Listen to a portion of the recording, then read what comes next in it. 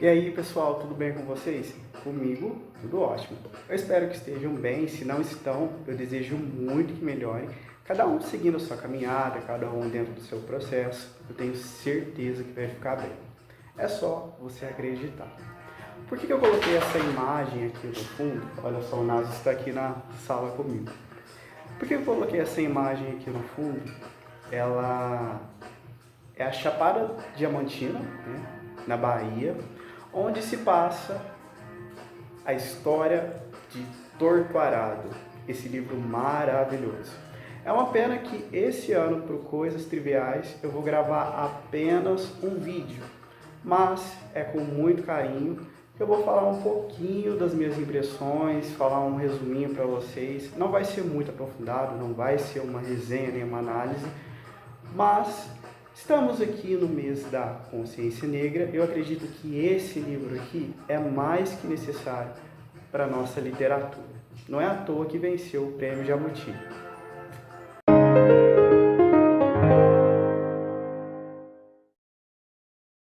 Itamar Vieira Júnior, que é o autor dessa obra aqui, ele cresceu próximo às questões que aborda no livro. A sua vivência como geógrafo e o contato com comunidades rurais influenciaram a construção dessa narrativa poderosa aqui. E Torto Arado ganhou o prêmio Jabuti, como havia mencionado no começo do vídeo, e o prêmio Oceanos. E não é por acaso que o livro dialoga com temas profundamente enraizados na história e na realidade brasileira. Aqui a gente tem a história da Belonísia e da Bibiana, né? Elas narram essa história e remete muito à ancestralidade. Ela começa com um acidente trágico, né, com uma faca, a Belonísia, numa brincadeira ali, numa coisa, numa peraltice de criança, a Belonísia, ao mexer na faca do pai, perde a língua, né? Ela coloca a faca na boca, a irmã vai tirar e ali acontece um acidente. E isso muda para sempre a história da vida delas. E é interessante que essa faca tem um papel fundamental na história, tá? Já dei o primeiro spoiler. Era uma faca velha de cabo de osso. Eu a observei em silêncio, como fazia sempre que ela aparecia, mas naquele dia a faca me provocou. Vivíamos numa terra que não nos pertencia, mas que carregava o peso de nossos antepassados. Era nossa sina, trabalhar até a exaustão, sem nunca ser donos do que cultivávamos. Torto Arado nos provoca com temas como desigualdade social, racismo estrutural, espiritualidade e resistência feminina. Cada um desses elementos é abordado com sensibilidade e profundidade. Os encantados nos protegiam, eram nossos guias. A memória vivia daqueles que vieram antes de nós. As mulheres eram a força daquela terra. Não só plantavam, mas também colhiam as dores e os frutos das injustiças que nos acompanhavam. Então aqui a gente vê tão marcante, né, a religiosidade, aquele apego à fé, aquela força de acreditar naquilo que não se pode ver, de acreditar que a fé vai alimentar, que a fé vai sustentar, porque não havia mais nada a que eles pudessem se apegar, né? Não havia uma lei que os protegia, não havia quem os defendia. Então só restava se apegar à fé, né? Apegar aos ancestrais, apegar à cura pelas ervas, porque não havia acesso à medicina, não havia acesso a remédios, então ali era tudo muito precário. Então eles mesmos se resolviam ali, pela fé e pelos conhecimentos que eram passados de família em família. Torto Arado nos lembra que o Brasil carrega feridas abertas, como a escravidão moderna e a exploração das comunidades negras e rurais. A obra ela é um convite para refletirmos sobre a história, sobre a força de quem resiste. Você vê ali que eles têm uma relação de submissão aos proprietários das fazendas, porque é escasso a oferta de trabalho, é escasso a oferta de oportunidades, e muitas das vezes deixar aquelas terras significava se expor a uma vida cheia de riscos, cheia de violência, cheia de preconceito. Então, como os antepassados deles viveram ali e os descendentes continuaram vivendo ali, foram cedidos pedaços de terras, né, para que eles pudessem dar continuidade à família deles, mas assim, há uma vida totalmente escassa, uma vida totalmente sem perspectiva, vivendo, comendo ali, consumindo aquilo que eles plantam, os animais que eles criam, né?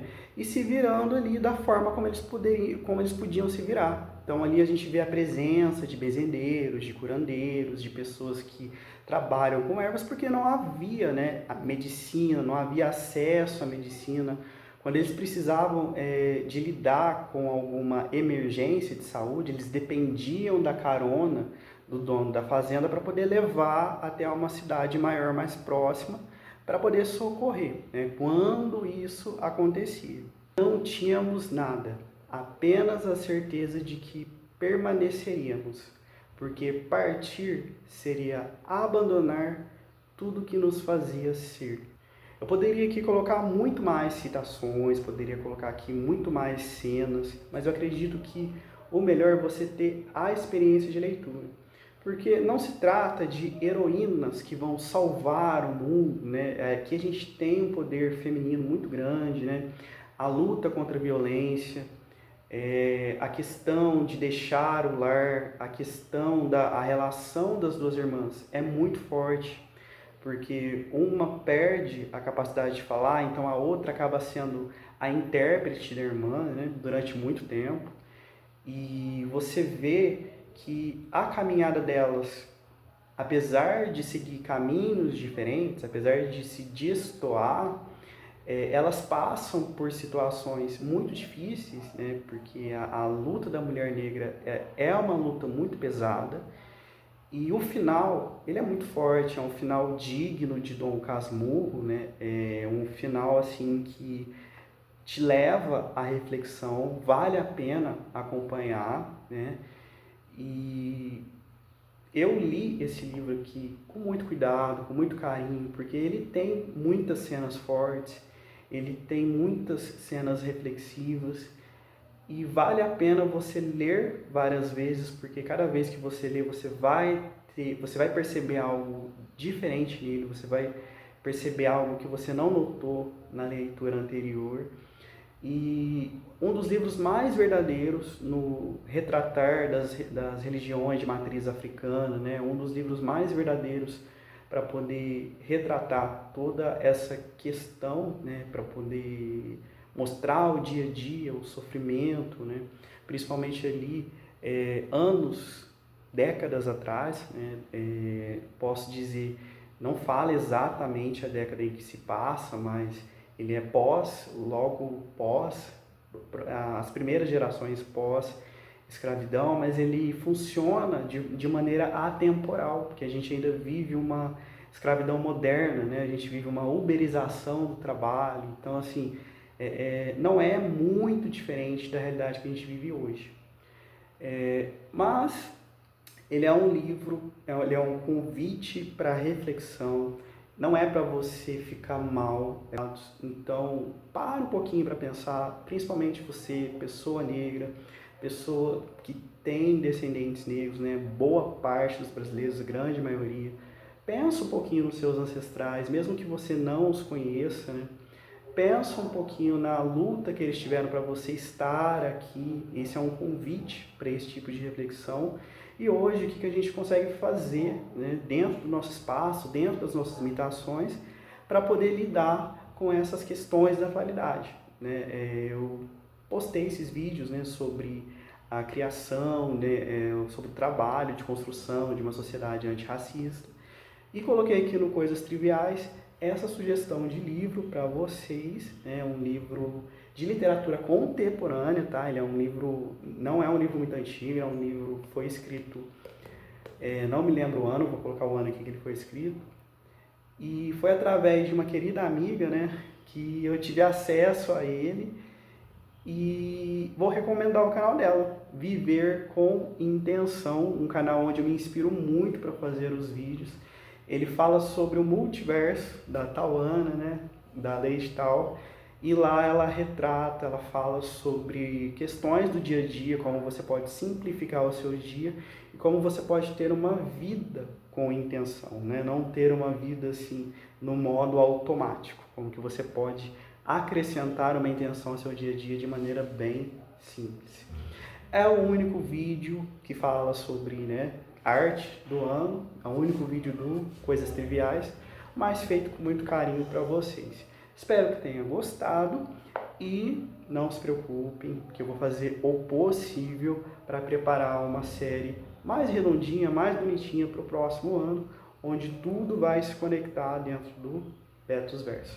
Desejo para vocês um Feliz Natal, boas festas, Feliz Ano Novo, bom descanso para quem vai descansar, bom trabalho para quem vai trabalhar e força para enfrentar os próximos desafios do próximo ano e, claro, que seja recheado de muitas conquistas. Até mais!